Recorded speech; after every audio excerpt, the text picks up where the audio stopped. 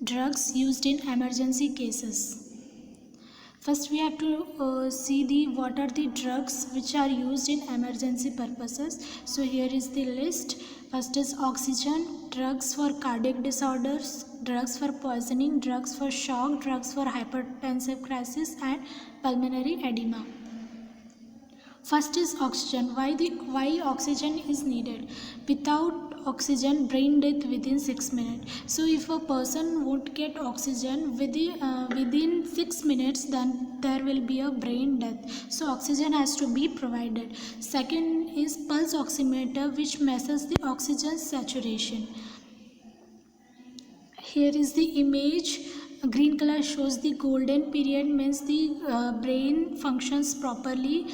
Next, gray color shows brain start to damage, and last black color shows irreversible brain damage. Here we will see about the oxygen. Second, that is for severe physiological stress. अगर कोई severe physiologic stress हुआ है तो उस condition में भी oxygen दे सकते हैं, क्योंकि वहाँ पे भी ब्रेन डेथ होने के चांसेस रहते हैं, such as shock, traumatic injury, acute myocardial infection, cardiac arrest. ये सारे कंडीशन के टाइम पे फिजियोलॉजिक स्ट्रेस होने के चांसेस रहते हैं, तो ऑक्सीजन का जो डिमांड रहता है बॉडी में वो भी लेस होता है. तो उसको कंपेंसेट करने के लिए, उसको मेंटेन करने के लिए ऑक्सीजन दिया जाता है. Next, caution in COPD patients में lose their hypoxic respiratory drive. So oxygen should be provided to the COPD patients who may lose their hypoxic respiratory drive. Next is emergency but no severe stress. तो emergency condition में भी oxygen देते हैं, पर कोई severe stress नहीं, such as angina arrhythmia नहीं है, तो नॉर्मली आप ऑक्सीजन 2 वे में दे सकते हैं एमरजेंसी के टाइम पे. फर्स्ट है नेज़ल कैनुला, नेक्स्ट है फेस टेंट.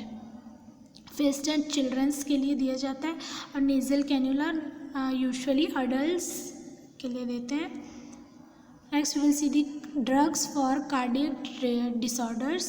तो फर्स्ट इज़ नाइट्रोग्लिसरीन. तो नाइट्रोग्लिसरीन जो है वो वैसोडायलेटर है, जो कि एंजाइना पेक्टोरिस, नाइट्रोग्लिसरीन के अंदर वैसोडायलेटर है, जो कि एंजाइना पेक्टोरिस और मायोकार्डियल इन्फेक्शन के टाइम पे देते हैं. तो ये सबलिंगुअली देते हैं और IV इन्फ्यूशन के थ्रू भी देते हैं. तो sublingually 0.3 to 0.4 mg to be repeated after 5 minutes. तो हर एक 5 मिनट्स में सबलिंगुअली दिया जाता है. डोज है आपका 0.3 to 0.4 देते हैं. IV इन्फ्यूशन 50 mg पर 10 ml डाइल्यूट बिफोर यूज़. तो आपको क्या करना है, 10 ml में 50 mg नाइट्रोग्लिसरीन जो है उसको टोटली डाइल्यूट करके पर्सन को IV इन्फ्यूशन के थ्रू देना है, to prevent the person from any cardiac disorder. Next is nitroglycerin should not be use along with sildenafil, that is Viagra. तो जो नाइट्रोग्लिसरीन है वो किसी और ड्रग्स के साथ मिक्सअप में नहीं देना है, जैसे कि सिडनाफिल जो कि वियाग्रा भी कहते हैं उसको, तो इसके साथ मिक्सअप में आपको नहीं देना है. Next drugs for cardiac disorder में नेक्स्ट ड्रग है आपका, पहला था नाइट्रोग्लिसरीन, सेकंड है आपका मॉर्फिन सल्फेट. मॉर्फिन सल्फेट जो है वो नार्कोटिक एनाल्जेसिक है, जो कि given for chest pain associated with myocardial infection. तो जो मॉर्फिन सल्फेट है वो नार्कोटिक एनाल्जेसिक है, जो कि चेस्ट पेन के लिए देते हैं, जो कि मायोकार्डियल इन्फेक्शन के साथ एसोसिएटेड है. जब पर्सन को कोई चेस्ट पेन हो गया है मायोकार्डियल इन्फेक्शन के कारण, तो उस टाइम पे मॉर्फिन सल्फेट दिया जाता है. और इसका डोज है 1 to 4 mg IV ओवर 1 to 5 minute to be repeated quarterly. 5 to 30 unit chest pain is relieved. तो जब तक चेस्ट पेन रिलीव नहीं होता तो हर एक 5 मिनट्स के गैप में आपको 1 to 4 mg IV पर्सन को मॉर्फिन सल्फेट देना है. नेक्स्ट एडवर्स इफेक्ट है मॉर्फिन सल्फेट का, रेस्पिरेटरी डिप्रेशन एंड हाइपोटेंशन. तो मॉर्फिन सल्फेट का एडवर्स इफेक्ट है रेस्पिरेटरी डिप्रेशन हो सकता है. मीन्स जब आप देते हो तो पर्सन का जो रेस्पिरेटरी लेवल जो रहता है, रेस्पिरेटरी रेट जो रहता है वो धीरे धीरे डिप्रेस होने लगता है, या फिर पर्सन जो है हाइपोटेंशन के स्टेज में जा सकता है. Next is naloxone reverses the action of morphine. तो अगर मॉर्फिन सल्फेट का डोज ज़्यादा हो गया है, means if the person gets the overdose of morphine sulphate as a antidote, you have to give naloxone as a antidote to the morphine sulphate. तो morphine sulphate, morphine के overdose के action को reduce करने के लिए उसके against आपको नैलोक्सिन drug देना है। Next is atropine sulphate. Atropine sulphate inhibits the action of vagus nerve. तो जो वेगस नर्व है, वेगस नर्व के फंक्शनिंग और एक्शन को रिड्यूस या फिर उसके काम को इनहिबिट करने के लिए अट्रोपिन सल्फेट दिया जाता है for treatment of bradycardia, asystole and AV block. तो ये 3 कंडीशंस है जिसमें अट्रोपिन सल्फेट यूज़ होते हैं, सच एज ब्रैडीकार्डिया, तो पर्सन को ब्रैडीकार्डिया हो रहा है या फिर असिस्टोलिक या फिर एट्रोवेंट्रिकुलर ब्लॉक हो गया है, तो उसको मेंटेन करने के लिए अट्रोपिन सल्फेट दिया जाता है। डोज है 0.5 to 1 mg quarterly 3 to 5 minute. तो 0.5 to 1 mg दिया जाता है कितना टाइम के लिए? 3 से 5 मिनट तक आपको उसको स्लो डोज में देना है। Next drug is isoproterenol. तो ये बीटा एड्रेनर्जिक ड्रग है जो कि हार्ट रेट को इंक्रीज़ करता है फॉर हाइपोटेंशन। तो हाइपोटेंशन के कंडीशन में हार्ट रेट को इंक्रीज़ करने के लिए आइसोप्रोटेरेनोल ड्रग देते हैं to monitor heart rate. It is use to monitor the heart rate. Next drug is epinephrine. तो एपिनेफ्रिन क्यों देते हैं? It improves the perfusion of the heart and brain and ब्रोंकोडायलेशन।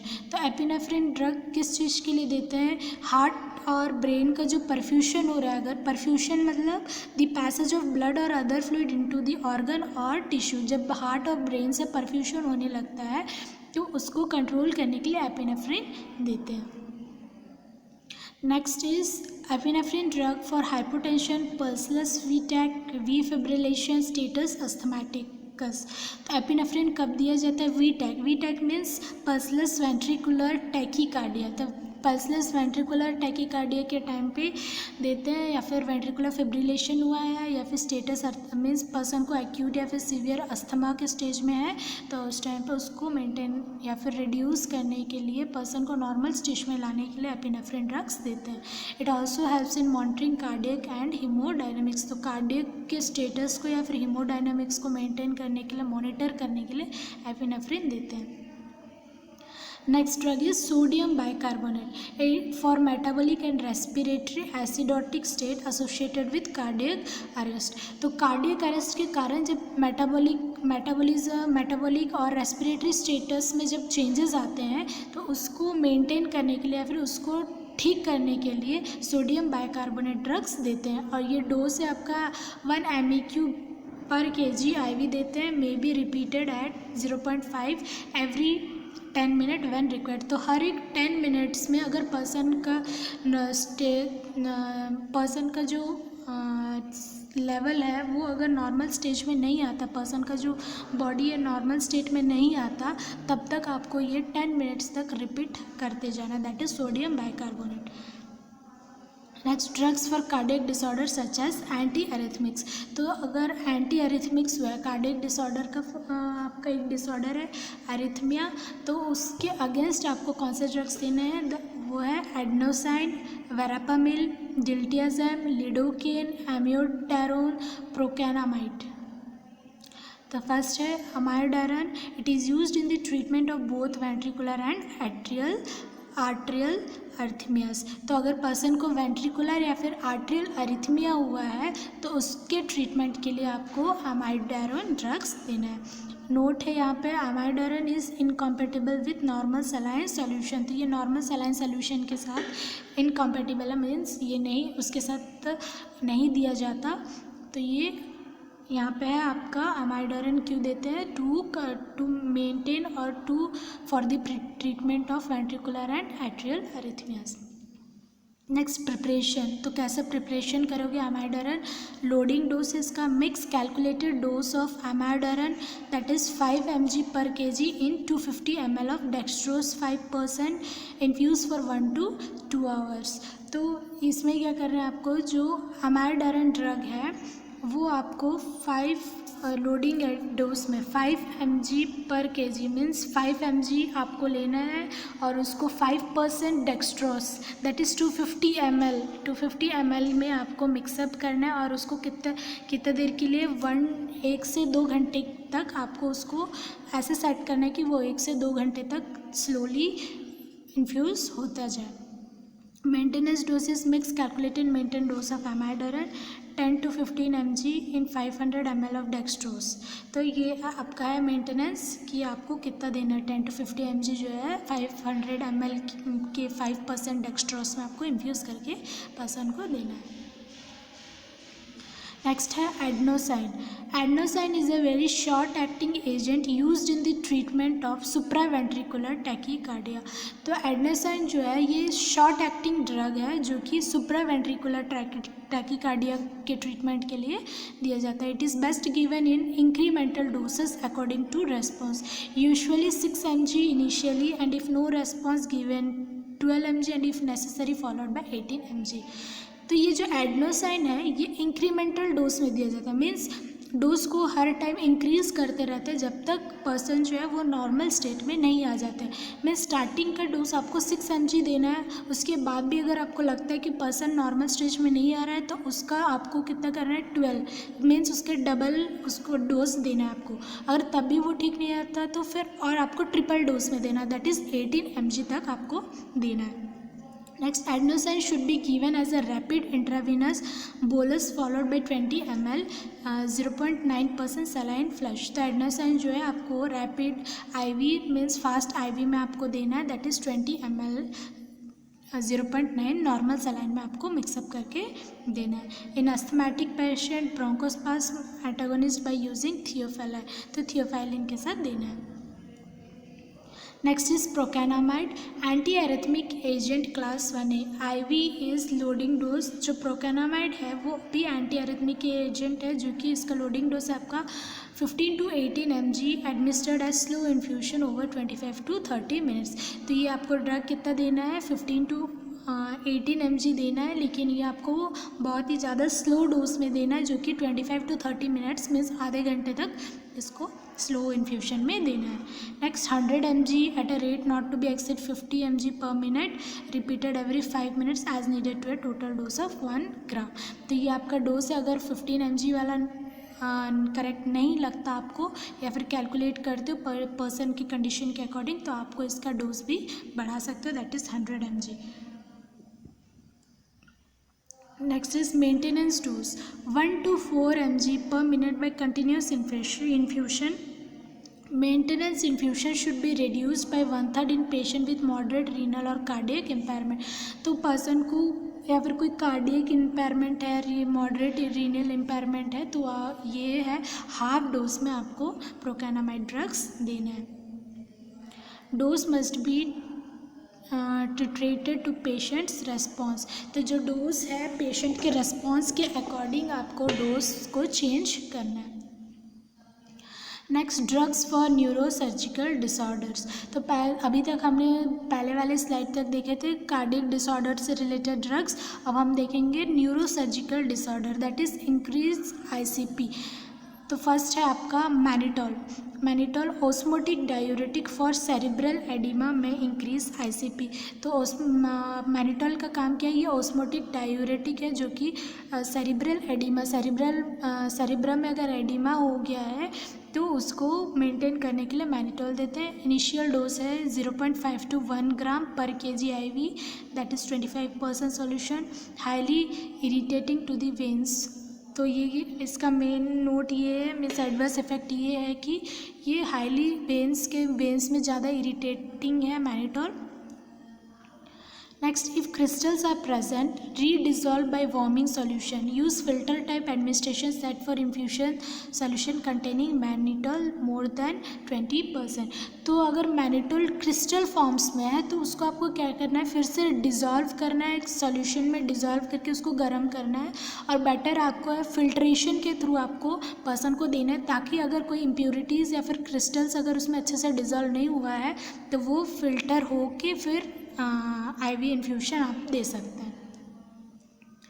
Next, है methyl prednisolone. Indication is spinal cord injury and cerebral oedema. तो methyl prednisolone कब देते हो आप? स्पाइनल कॉर्ड इंजरी हो गया उसके ट्रीटमेंट के लिए, या फिर सेरिब्रम में एडिमा हो गया तो उसको मेंटेन करने के लिए या फिर ट्रीटमेंट करने के लिए मिथाइल प्रेडनिसोलोन ड्रग्स देते हैं। और इसका कॉन्ट्रा इंडिकेशन है HIV infection, pregnancy and uncontrolled diabetes. अगर पर्सन को HIV इन्फेक्शन है, HIV डायग्नोस्ड है, तो वैसे पर्सनस को नहीं देते हैं, प्रेग्नेंट मदर को नहीं देते हैं, और डायबिटीज़ वाले पर्सनस को भी मिथाइल प्रेडनिसोलोन ड्रग्स नहीं देते।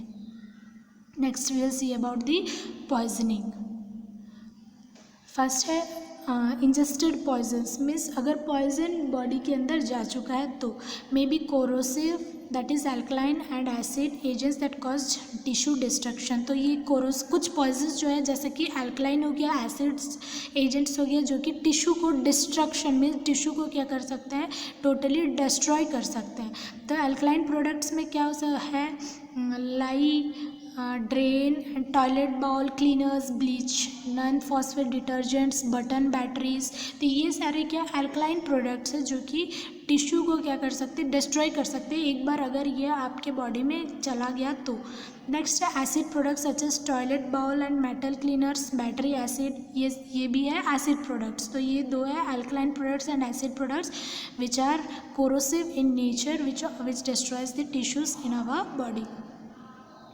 This here is the pH scale. तो ये pH स्केल आपका देख सकते हो, यहाँ पे कलर चेंजेस है according battery acid, lemon juice, vinegar, milk, baking soda. तो उसके अकॉर्डिंग ये क्या होता है, pH स्केल का जो कलर्स है उसके थ्रू आप आइडेंटिफाई कर सकते हो। Next is poisoning management. अगर पर्सन को एक बार पॉइजन हो गया है तो आप उसको कैसे मैनेज करोगे? फर्स्ट इज़ गिव वाटर और मिल्क फॉर डाइल्यूशन। तो आपको क्या करना है, ज़्यादा से ज़्यादा पानी देना है या फिर उनको ज़्यादा मिल्क देना है ताकि वो अच्छे से डाइल्यूट हो जाए। नेक्स्ट है आइपिकैक सिरप जो है induce vomiting in the alert patient. तो आइपिकैक सिरप भी दे सकते हो जो कि वॉमिटिंग के लिए देते हैं। तो अगर पर्सन अलर्ट है मीन्स उनको थोड़ा सेंस है, पता चल रहा है उनको वो क्या कर रहे हैं या फिर थोड़ा अलर्ट है, तो वैसे पर्सन को आप आइपिकैक सिरप दे सकते हो। Next is gastric lavage. Gastric lavage क्या क्यों देते हैं, ताकि जो भी GI ट्रैक्ट को अच्छे से क्लीन करने के लिए आप गैस्ट्रिक लैवेज प्रोसेस भी यूज़ कर सकते हो। Next is activated charcoal. जब GI ट्रैक्ट में पॉइजन ज़्यादा हो चुका है तो उसको टोटली एब्जॉर्ब करके एक्सक्रीशन प्रोसेस के थ्रू बाहर निकालने के लिए एक्टिवेटेड चारकोल भी यूज़ हो सकता है। Next is cathartic clearance bowel when appropriate. तो कैथरेटिक भी कर सकते हैं आप बाउल को क्लीन करने के लिए। Next, vomiting is never induced after ingestion of caustic substances or petroleum dilates. So these are the main poisoning managements. Next will see the drugs. अगर ड्रग्स के कारण पॉइजनस हो गया तो उसको आप कैसे मैनेज करते हो? फर्स्ट नैलोक्सन। अगर नैलोक्सन का ड्रग अगर ओवरडोज में हो गया तो आपको उसके एंटीडोट में क्या देना, जो ओपिएट्स का ड्रग अगर आपके बॉडी में एक्सेसिव अमाउंट में ओवरडोज में दे दिए हो तो नैलोक्सोन उसके अगेंस्ट दे सकते हो। Next is flumazenil, reverses respiratory depression secondary to benzodiazepine. तो बेंजोडायजेपिन का अगर ओवरडोज हो गया तो उसको रिड्यूस करने के लिए आपको क्या देना है या फिर उसको मेंटेन करने के लिए फ्लूमाजेनिल ड्रग्स दे सकते हैं। Next atropine reverses organophosphate poisoning. तो अगर ऑर्गेनोफॉस्फेट पॉइजनिंग हुआ है तो उसके ट्रीटमेंट या फिर उसके मैनेजमेंट के लिए एट्रोपिन ड्रग देते हैं। Next we will see the drugs for shock. Here are some drugs that is dopamine, dobutamine, norepinephrine, epinephrine and albuterol. First epinephrine. Epinephrine alpha-adrenergic effects can increase coronary and cerebral perfusion pressure by vasoconstriction. Beta adrenergic can increase myocardial contractility. तो ये जो है shock है, जब person कोई alpha adrenergic effects के कारण या फिर बीटा एड्रेनर्जिक इफेक्ट्स के कारण पर्सन को शॉक स्टेज में जा रहे हैं तो उसको मैनेज करने के लिए आपको एपिनेफ्रिन ड्रग्स देना है, जो कि डोज है आपका 1 mg पर IV, जो कि 3 to 5 मिनट्स के लिए आपको देना रहता है. Next drugs for shock that is dopamine. Next है आपका डोपामाइन कब दोगे, सिंपैथोमिमेटिक या सिंपैथोमिमेटिक के कंडीशन में, या फिर हाइपोटेंशन शॉक के स्टेज में, या फिर हार्ट रेट को इंक्रीज़ करना है तब दे सकते हैं आप। और इसका डोज है आपका 1 to 20 mcg per kg per minute। wean patient gradually can result to severe hypotension if abruptly stop। तो जो पर्सन के बॉडी में तो कुछ पर्सन्स जो है, अगर आप एब्रेटली ये डोपामाइन देना बंद कर देते हो तो वो क्या है, सीवियर हाइपोटेंशन के स्टेज में भी जा सकते हैं। कुछ पर्सन जो एकदम वीक है, ऐसे पर्सन को अगर आप डोपामाइन देना बंद कर देते हो, सडनली बंद करते हो, तो वो हाइपोटेंशन के स्टेज में जा सकते हैं। Next is assess IV site for quarterly for 1 hour। तो जो डोपामाइन, अगर डोपामाइन चल रहा है, पेशेंट को डोपामाइन चल रहा है, तो उस टाइम पे आपको जो IV साइट है आपको उसको एनी टाइम असेस करना है, क्योंकि एक्स्ट्रा वेसेशन होने का भी चांसेस रहता है। Extravasation means leakage of fluid out of its container into the surrounding area. तो IV साइट जो है, जो साइट में आप IV इन्फ्यूशन दे रहे हो वहाँ पे लीकेज होने के चांसेस रह सकते हैं, इसलिए वो साइट को आपको क्या करना है, असेस करना है। Next is dobutamine. Dobutamine is a sympathomimetic with beta 1 effect. तो ये जो है सिंपैथोमिमेटिक है, जो कि बीटा 1 इफेक्ट है, हार्ट रेट इंक्रीज करने के लिए डोब्यूटामाइन देते हैं।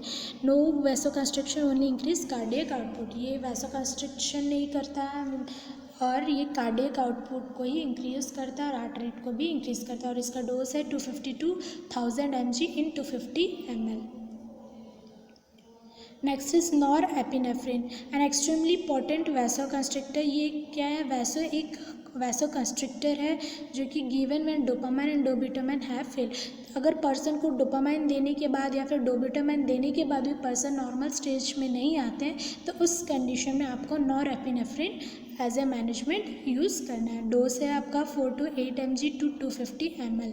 तो ये है 4 to 8 mg to 250 ml dose आपको देना है।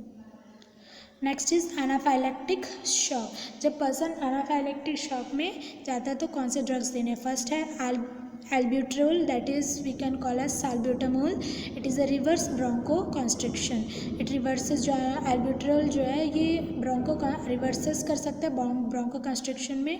Beta 2 agonist administrate through the nebulizer. Albuterol जो है वो नेबुलाइजर के थ्रू देते हैं और इसका साइड इफ़ेक्ट्स है tremors, tachycardia, dysrhythmia and hypertension. तो these are the side effects of albuterol. Next is diphenhydramine. It is a antihistamine and it reduces histamine induced tissue swelling and pruritus. Histamine के कारण जब tissue swelling या फिर person को pruritus हो रहा है तो उसको मेंटेन करने के लिए, फिर उसको हिस्टामाइन को मैनेज करने के लिए डाइफेनहाइड्रामाइन देते हैं, जो कि एंटीहिस्टामाइन है और इसका डोज है 25 to 50 mg IV और डीप IM दे सकते हैं। Next is drugs for hypertensive crisis, diastolic pressure that exceeds 110 to 120 mmHg and pulmonary edema। तो अगर hypertensive crisis के टाइम, दैट इज़ जब आपका डायस्टोलिक प्रेशर जो है 110 to 120 mg इंक्रीज़ हो जाता है या फिर पल्मोनरी एडिमा के टाइम ड्रग्स देते हैं। तो वो ड्रग्स है ये। फर्स्ट है labetalol, which is a beta blocker. It lowers the heart rate. ये हार्ट रेट को लो करता है, BP को लो करता है, मायोकार्डियल कॉन्ट्रैक्टिलिटी को मैनेज करता है, मायोकार्डियल O2 कंजप्शन को भी मैनेज करता है। डोज है 10 mg IV push for 1 to 2 minute. तो आपको ये कितना है 10 mg देना है, लेकिन स्लोली, इतना स्लो देना है कि 1 से 2 मिनट तक आपको स्लो IV पुश करते रहना है। That is labetalol drug. Next है sodium nitroprusside. It reduces arterial BP। तो जो आर्ट्रियल BP है उसको रिड्यूस करने के लिए सोडियम नाइट्रोप्रोसाइड ड्रग देते हैं। इफेक्ट है immediate vasodilation and BP goes down out immediately goes up once the drug is start. तो जो अगर आप ड्रग, इस सोडियम नाइट्रोप्रोसाइड ड्रग अगर आप सडनली बंद करते हो तो ये जो BP है सडनली इंक्रीज हो सकता है, सडनली डाउन भी हो सकता है, तो ये इरेगुलर होने के चांसेस रहते हैं। Next is inactivated by light wrap in aluminium foil. तो ये अगर लाइट के थ्रू अगर ये इनएक्टिवेटेड है सोडियम नाइट्रोक्लोराइड तो ये एल्यूमिनियम फॉयल के थ्रू आप रैप करके भी यूज़ कर सकते हो। नेक्स्ट, ब्लू और brown discoloration means drug is degraded. Prolonged use can lead to cyanide poisoning. अगर सोडियम नाइट्रोक्लोराइड आप बहुत दिन के लिए या फिर कंटिन्यूली ट्रीटमेंट कर रहे हो तो ये साइनाइड पॉइजनिंग मीन्स ज़्यादा टॉक्सिक, बॉडी में टॉक्सिक होने के भी चांसेस रहते हैं। The slide is not important. Next we will see furosemide, it is a loop diuretic. तो फ्रूसमाइड जो है वो एक लूप डायूरेटिक है जो कि एक्यूट पल्मोनरी एडिमा हुआ है तो उसके लिए यूज़ हो सकता है। पल्मोनरी एडिमा जो कि वेंट्रिकुलर डिसफंक्शन या फिर हाइपरटेंसिव क्राइसिस के कारण अगर पल्मोनरी में एडिमा हो रहा है तो उसको मैनेज करने के लिए फ्रूसमाइड ड्रग्स देते हैं। डायूरेसिस में स्टार्ट विद इन 20 मिनट्स। तो डायूरेसिस जो है 20 मिनट्स में यूज़ स्टार्ट कर सकते हैं। नेक्स्ट एडवर्स इफेक्ट है फ्रूसमाइड का hypotension, dehydration and electrolyte imbalances. So these are the side effects of furosemide. It can result to allergic reaction. तो ये एलर्जिक रिएक्शन भी हो सकता है as a adverse effect. Next will see the anti epileptic drug. First है phenytoin. तो anti epileptic convulsions के time पे दे सकते हैं। तो फिनाइटोइन फर्स्ट ड्रग है, must be given by slow intravenous injection.